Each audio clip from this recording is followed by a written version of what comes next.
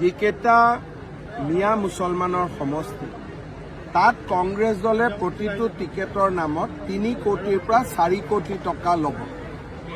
যোৱাবাৰো লৈছিল আৰু প্ৰাৰ্থীবিলাকৰ পৰা 50,000 টকাকৈ লৈছে।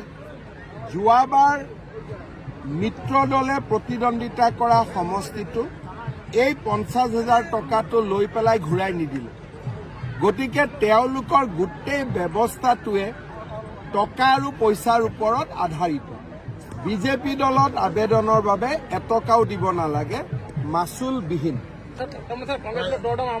কংগ্ৰেছ দলত দৰদাৰ আৰম্ভ হৈছে, কিছুমানে এডভান্সো পে কৰিছে অলৰেডি। 26টা সমষ্টি লুৰিণজ্যোতি গগৈ আৰু অখিল গগৈ মাজত ভগাই দিব। তেওঁলোক কিছু অসন্তুষ্ট হৈছে। 100টাত কংগ্ৰেছে খেলিব।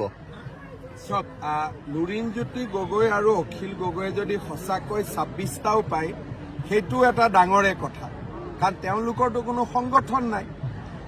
2-3টা পোৱাৰ কাৰণে তেওঁলোকৰ মানুহ আছে। যদি 26টা তেওঁলোকে পায়, আকৌ 26টা বিচাৰোঁতেই কষ্ট হ'ব।